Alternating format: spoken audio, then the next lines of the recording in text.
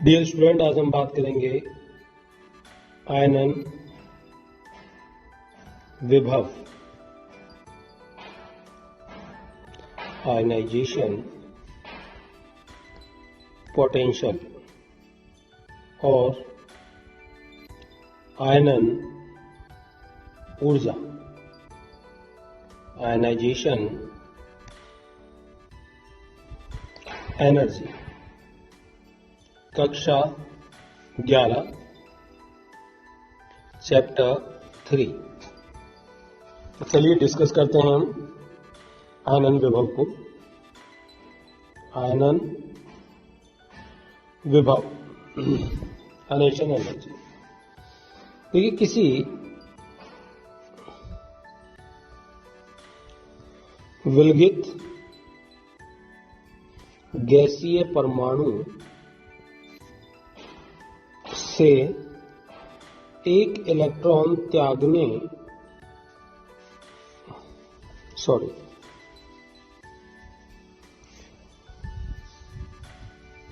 निकालने में जितनी ऊर्जा की आवश्यकता होती है वह आयनन ऊर्जा कहलाती है। यानी कोई भी विलगित गैसीय परमाणु, विलगित से मतलब आइसोलेटेड मतलब सिंगल, ऐसे नहीं ग्रुप में परमाणु भी ऐसी होना चाहिए। उससे एक इलेक्ट्रॉन निकालने के लिए हमें जितनी ऊर्जा की आवश्यकता है वह आयनन ऊर्जा है। सपोज कीजिए हमारे पास ये एटम है और इस गैसीय परमाणु से हमें एक इलेक्ट्रॉन निकालना है, ठीक है। तो उस एक इलेक्ट्रॉन को निकालने के लिए हमें यहाँ जितनी ऊर्जा देनी पड़ेगी वो ही आयनन ऊर्जा होगी, और ये हमारे पास आयन बना देगा और ये इलेक्ट्रॉन निकल जाएगा। आयन से मतलब क्या बनाएगा? कैटायन बनाएगा, ठीक है। तो ये एक विलगित गैसीय परमाणु है, ऐसे एक इलेक्ट्रॉन निकालने में जितनी ऊर्जा देनी पड़ रही है वो उसकी आयनन ऊर्जा है। अब आयनन ऊर्जा को प्रभावित करने वाले कारक, एक और चीज है, यदि एक इलेक्ट्रॉन निकलता है तो वहां आयनन ऊर्जा का मान I1, और यदि दूसरा इलेक्ट्रॉन निकालने के लिए जो ऊर्जा चाहिए उसका आयनन ऊर्जा का मान I2, ठीक है। और यहां से एक और इलेक्ट्रॉन निकालने के लिए जितनी ऊर्जा दी जाएगी वो उसकी थर्ड या तृतीय आयनन ऊर्जा कहलाएगी। इस प्रकार से इलेक्ट्रॉन निकलने पर आयनन ऊर्जा के जो मान है वो भी परिवर्तित होते रहते हैं। तो चलिए सबसे पहले हम देखते हैं कि आयनन ऊर्जा को प्रभावित करने वाले कारक। आयनन ऊर्जा को प्रभावित करने वाले कारक। तो सबसे पहला जो हमारे पास कारक है वो है परमाणु आकार या त्रिज्या। परमाणु आकार या त्रिज्या, देखिए आयनन ऊर्जा को I से प्रदर्शित करते हैं और ये परमाणु आकार के व्युत्क्रमानुपाती होती है। अब इसका कारण क्या है कि यदि आपके पास परमाणु का नाभिक और इस बाह्यतम कक्षा में उपस्थित इलेक्ट्रॉन को देखें तो ये नाभिक इस इलेक्ट्रॉन को अपनी तरफ खींच रहा है। अब यदि ये दूरी बढ़ जाए तो जिस ताकत से खींचा है वो घट जाएगी और इलेक्ट्रॉन को निकालना आसान हो जाएगा। यानी हम कह सकते हैं कि परमाणु आकार बढ़ने पर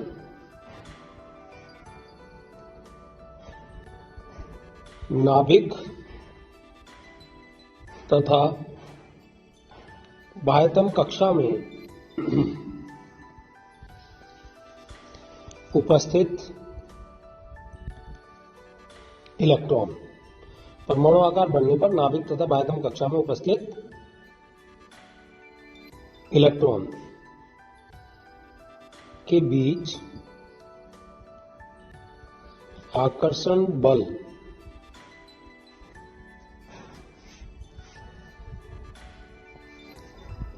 घटेगा तथा आयनन ऊर्जा या आयनन एनर्जी का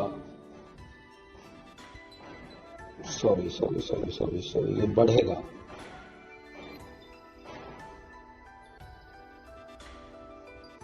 हाँ ठीक है, घटेगा। तो ये आयनन ऊर्जा का मान भी घटेगा, क्योंकि इलेक्ट्रॉन को निकालने के लिए कम ऊर्जा की आवश्यकता होगी। क्योंकि इलेक्ट्रॉन को निकालने के लिए कम ऊर्जा की आवश्यकता होगी। ठीक है, एक बार फिर समझ लीजिए, ये परमाणु है और यदि ये परमाणु आकार इसकी बात करें तो यहाँ परमाणु आकार ज्यादा है। यहाँ ये जो इलेक्ट्रॉन है इसे नाभिक अपनी तरफ खींच रहा है। अब यहाँ क्योंकि दूरी कम है तो यहाँ पर और यहाँ देख रहे हैं तो दूरी ज्यादा है, परमाणु आकार बड़ा है। तो इस स्थिति में नाभिक का आकर्षण बल कम होने से इसकी जो आयनन ऊर्जा है वो ज्यादा होगी और इसकी जो आयनन ऊर्जा है वो कम होगी, क्योंकि इसका परमाणु जो आकार है वो ज्यादा है और इसका जो परमाणु आकार है वो कम है।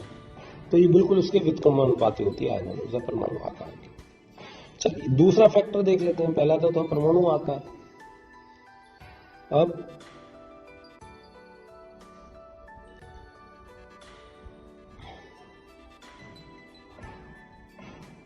हम देखते हैं उपकक्षा जिसमें इलेक्ट्रॉन उपस्थित है। उपकक्षा जिसमें इलेक्ट्रॉन उपस्थित है। अब हमारे पास उपकक्षा कौन सी होती है? एसपीडीएफ। ठीक है, तो उपकक्षा की नाभिक से दूरी का क्रम एस सबसे नजदीक है, फिर उसके बाद दूरी है किसकी? पी की, फिर डी की और फिर एफ की। अतः इलेक्ट्रॉन कहां से निकालना आसान होता है? जो नाभिक के नजदीक हो। अतः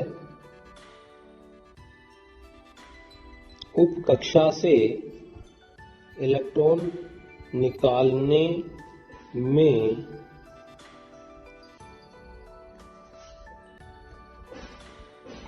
ऊर्जा या आयनन एनर्जी का क्रम। तो सबसे ज्यादा ऊर्जा किसमें लगेगी? जो नाभिक के नजदीक है। कौन है नजदीक? एस, फिर पी, फिर डी और फिर एफ। यानी एस उपकक्षा है तो उससे इलेक्ट्रॉन निकालना कठिन हो जाएगा। अतः उसे निकालने के लिए अधिक ऊर्जा की आवश्यकता होगी, तो वहां आयनन ऊर्जा भी अधिक हो जाएगी। तो बात समझ में आ रही है? इसी प्रकार हम तीसरा सीक्वेंस यह निकाल सकते हैं। इसी प्रकार जो तीसरा सीक्वेंस है उसे भी हम यह निकाल सकते हैं। आयनन ऊर्जा का वहां मामला सेट हो गया। यहां है अब हमारे पास परिरक्षण प्रभाव। परिरक्षण प्रभाव एक और नया टॉपिक है। स्क्रीनिंग और शील्डिंग इफेक्ट। देखिए अभी एक इंपॉर्टेंट प्रभाव है परिरक्षण प्रभाव। जब हम देखते हैं आपके पास एक परमाणु नाभिक है, ये पूरा परमाणु नाभिक है और इसके बाहर विभिन्न कक्षाएं हैं।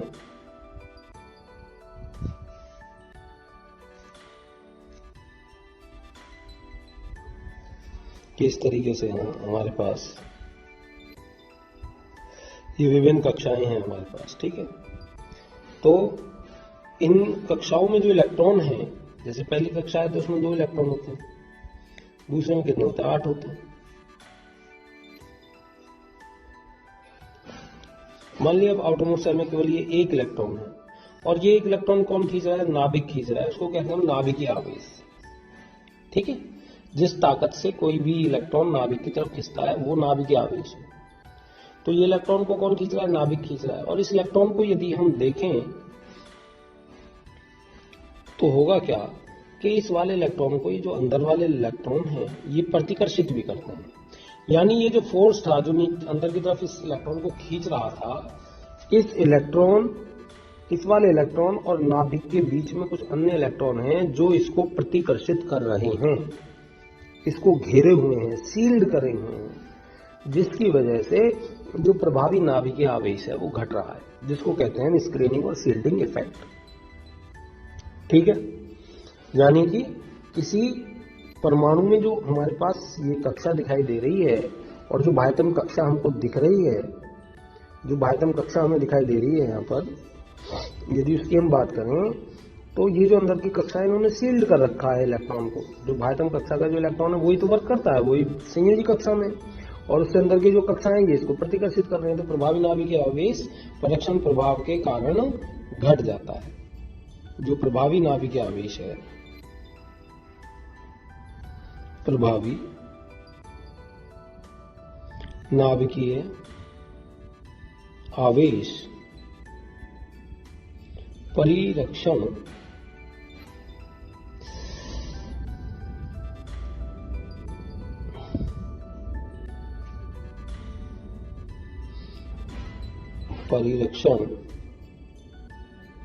प्रभाव के कारण घट जाता है।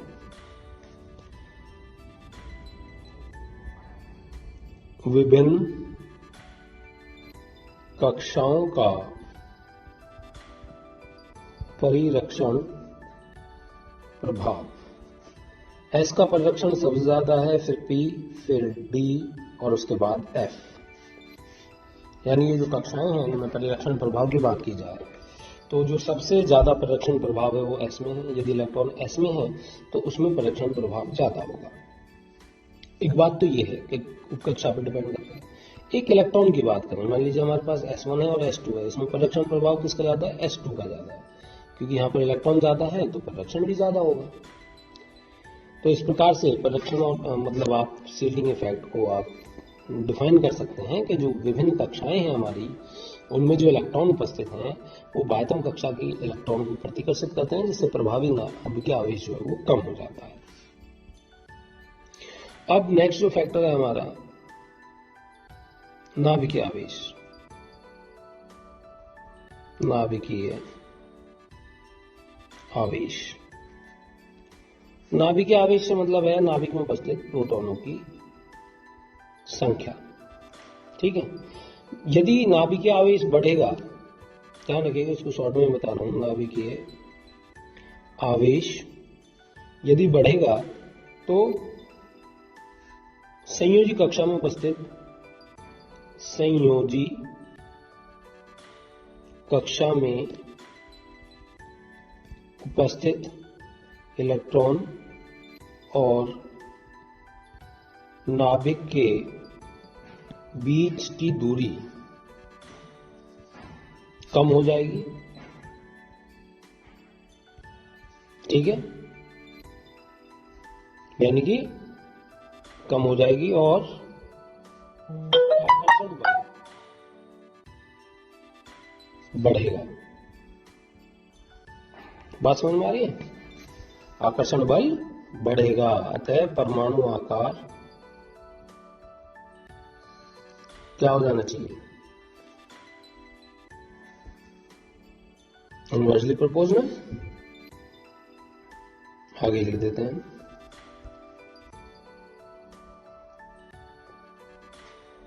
यानी नाभिकीय आवेश उल्टा हो गया किसका? परमाणु आकार का। परमाणु आकार, और परमाणु आकार के बिल्कुल उल्टा होता है आयनाइजेशन ऊर्जा। तो आयनाइजेशन एनर्जी हमारी नाभिकीय आवेश बढ़ने के साथ आयनन ऊर्जा का मान भी बढ़ता है। इसके बाद अगला प्रभाव है हमारा अर्धपूर्ण तथा पूर्ण कक्षाएं। अर्धपूर्ण तथा पूर्ण कक्षाएं। अर्धपूर्ण और पूर्ण कक्षाओं से तात्पर्य क्या है हमारा? देखिए, ये होती है स्थायी। अतः इन कक्षाओं से इलेक्ट्रॉन निकालने के लिए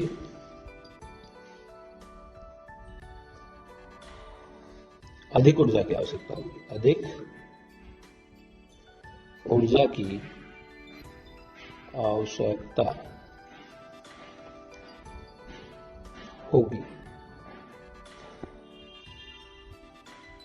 अतः इनकी आयनन ऊर्जा का मान अधिक होगा, अधिक होगा।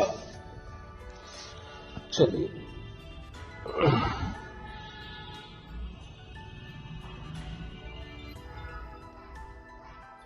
आयनन ऊर्जा का आवर्त सारणी में परिवर्तन। सबसे पहले हम देख लेते हैं आयनन ऊर्जा का वर्ग में परिवर्तन। वर्ग में किस तरह से, जैसे लिथियम, सोडियम, पोटेशियम, रबीनियम, सीजियम और फ्रांसियम। जब आप टॉप टू बॉटम जा रहे हो, ठीक है, परमाणु क्रमांक बढ़ रहा है। अब मतलब ये जो हम टॉप टू बॉटम जा रहे हैं,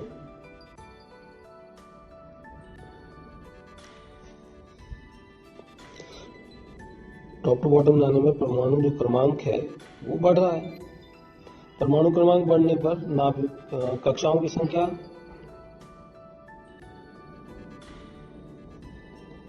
बढ़ रही है, और कक्षाओं की संख्या बढ़ेगी तो परमाणु आकार वर्ग में ऊपर से नीचे जाने पर बढ़ेगा, और जब वर्ग में ऊपर से नीचे जाने पर परमाणु आकार बढ़ेगा तो आयनन ऊर्जा बढ़ेगी। बात समझ में आ रही है? तो जब आप ऊपर से नीचे जाओगे तो ये आयनन ऊर्जा का मान बढ़ेगा। ठीक है, इसके बाद हम देखते हैं आयनन ऊर्जा का आवर्त में परिवर्तन। अब आयनन ऊर्जा का आवर्त से मतलब क्या है? लीबिब कनॉफ, ये हो गया। लीबिब कनॉफ को यदि देखें एक आवर्त है, और यहां यदि आयनन ऊर्जा के आप क्रम की बात करें तो आप देखेंगे कि आयनन ऊर्जा इधर से इधर चलने पर, मतलब जब आप लेफ्ट टू राइट चलते हैं तो परमाणु क्रमांक बढ़ रहा है। परमाणु क्रमांक बढ़ने से नाभिकीय आवेश बढ़ रहा है, और जब यह नाभिकीय आवेश बढ़ता है तो परमाणु आकार घटता है। ये लाइन फिक्स है। यदि आप किसी भी आवर्त में लेफ्ट टू राइट चल रहे हैं, लेफ्ट टू राइट चल रहे हैं, ठीक है, लेफ्ट राइट चल रहे हैं, तो परमाणु आकार घटता है, ध्यान रखिए। और परमाणु आकार घटेगा तो आयनन ऊर्जा बढ़ेगी। ये लाइन आपको ऐसे लिखना है कि लेफ्ट राइट चलने पर परमाणु आकार बढ़ता है और नाभिकीय आवेश बढ़ता है, अतः परमाणु आकार घट जाता है, क्योंकि कक्षाओं की संख्या समान रहती है। लेकिन यहाँ कुछ अपवाद हैं, यहाँ कुछ अपवाद हैं ये, ठीक है, गलत लग गया था सही। एक तो आपका बेरिलियम और एक नाइट्रोजन, ये दो अपवाद हैं, ठीक है। ये क्यों अपवाद हैं, ये इसके बाद इसी प्रश्न को हम सॉल्व कर लेते हैं। और एक और चीज है, जो अक्रिय गैस है, इनका ऊर्जा का मान बहुत ज्यादा है, ठीक है। चलिए इन्हीं की बात कर लें कि बेरिलियम का आयनन विभव बोरॉन से अधिक है, क्यों? चलिए इसको बाद में करेंगे, पहले के क्वेश्चन है हमारे पास। IE2 का मान IE1 से अधिक होता है, क्यों? अधिक होता है क्यों? ऐसा क्या होता है कि इलेक्ट्रॉन निकलने के बाद आयनन ऊर्जा का मान बढ़ जाता है? देखिए, जब भी किसी परमाणु से, सपोज कीजिए हमारे पास परमाणु है और यहाँ इससे हमें बनाना है, तो इसको निकालने के लिए जितनी ऊर्जा की आवश्यकता है वो I1 है। अब इससे एक और इलेक्ट्रॉन निकालना है तो +2 हो गया, एक इलेक्ट्रॉन और बाहर निकल गया, तो ये I2 बन गया। ऐसे ही हम जो हमारे पास 2+ हैं तो यहाँ पर जो I3 हो गया, 3+ हो गया, ये इलेक्ट्रॉन और बाहर निकल गया। तो यहाँ यदि हम बात करें कि जो निरंतर जो हमारी आयनन ऊर्जाएं हैं उनका जो मान है वो बढ़ता जा रहा है, क्यों? ऐसा है क्यों? देखिए, इसका कारण यही है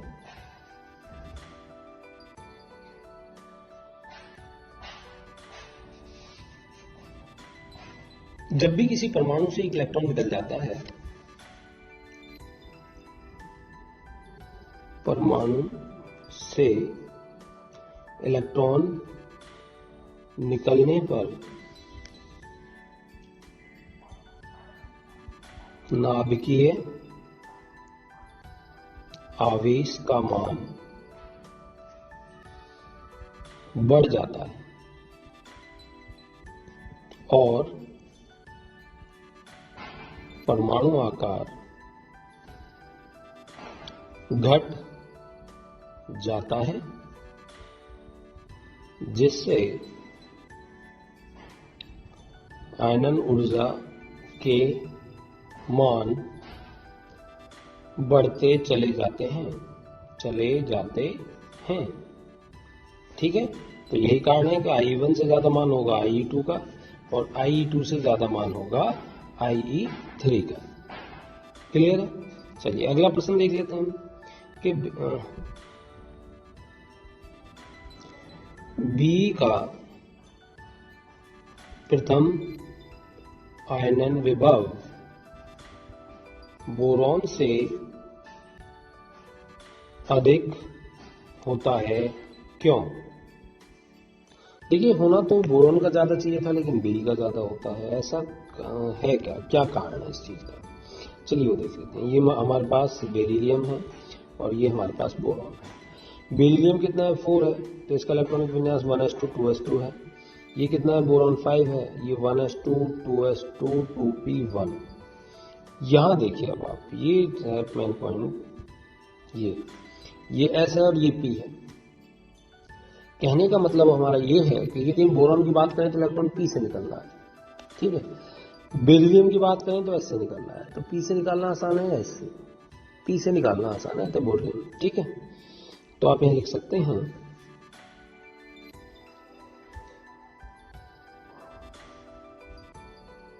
बोरॉन में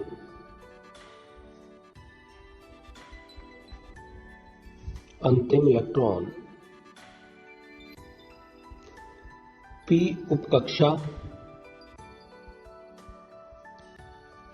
से निकल रहा है, जबकि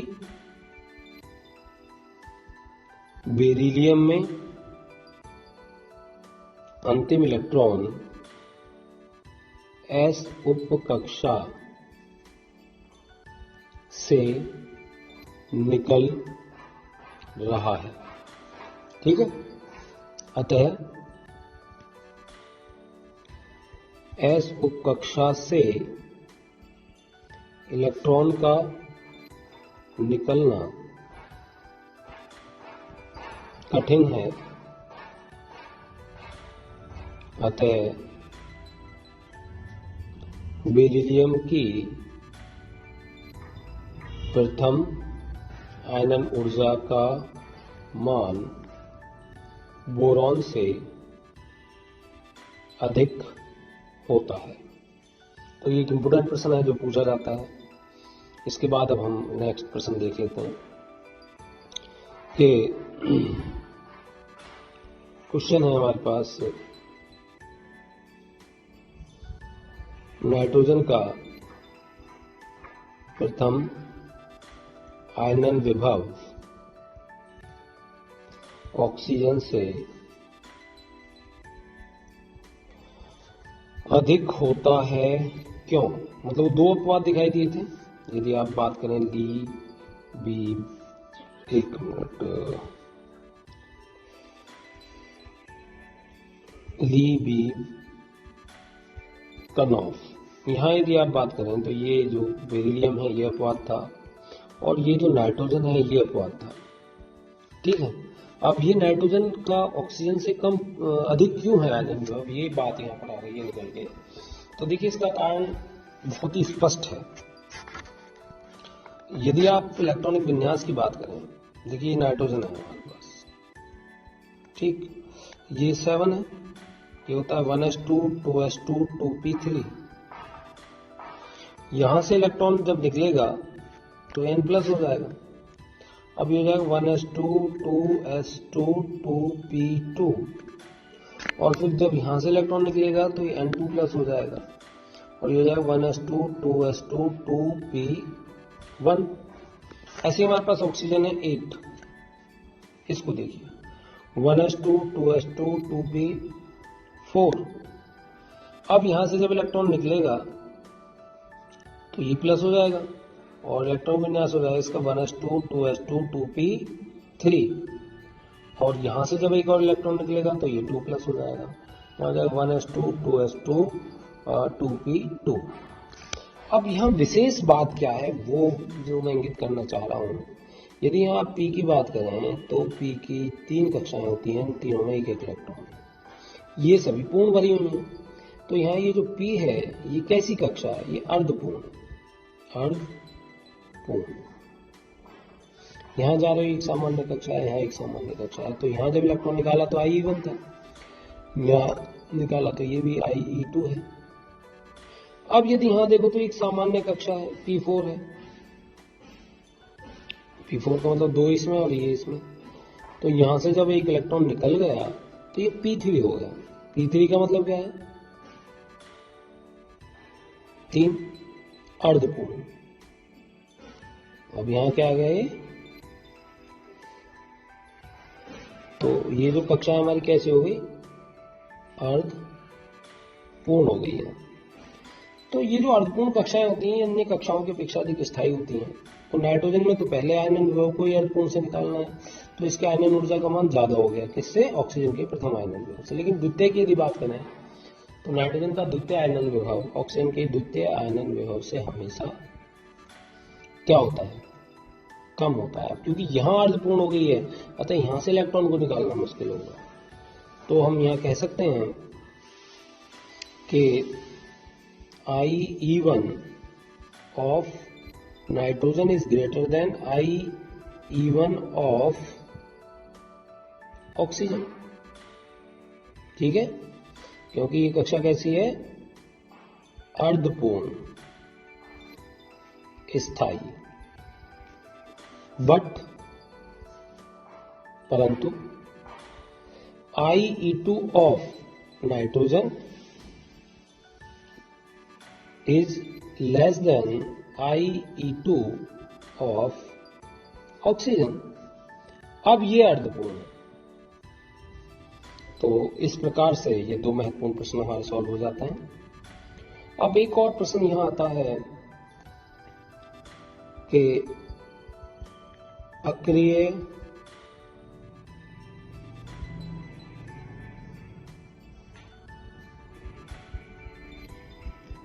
गैसों का, जो अक्रिय गैस है, अक्रिय गैसों का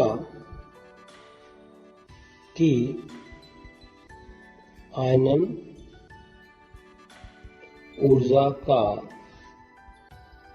मान, अक्रिय गैसों की आयनन ऊर्जा का मान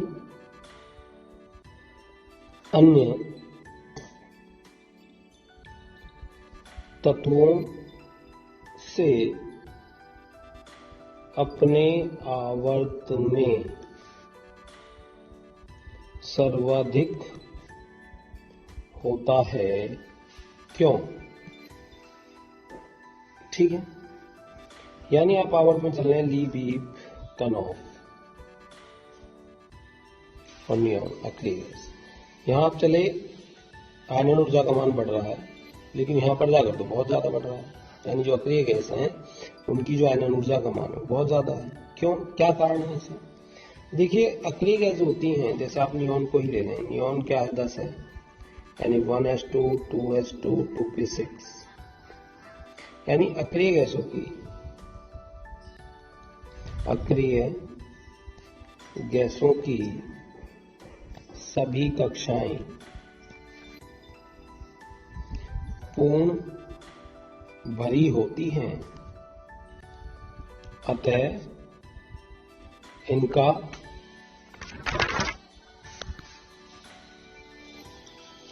इनकी कक्षा स्थायी होती है,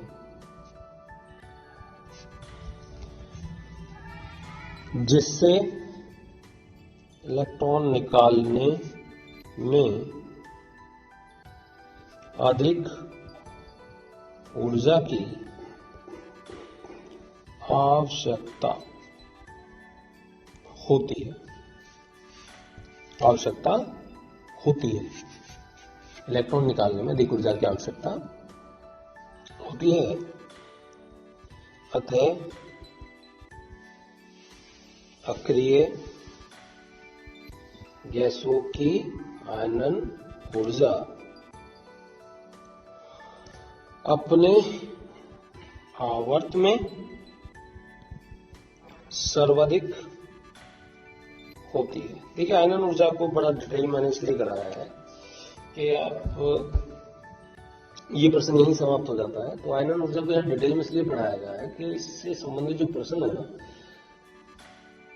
वो एरिया बहुत ब्रॉड है इसका। आयनन ऊर्जा से ही हम धात्विक जो गुण है उनका निर्धारण करते हैं, इलेक्ट्रोपॉजिटिव जो कैरेक्टर है उसका निर्धारण करते हैं, तो बहुत सारी चीजें जो आयनन ऊर्जा से निर्धारित होती है, तो आयनन ऊर्जा को बहुत अच्छे से स्टडी करना बहुत आवश्यक है।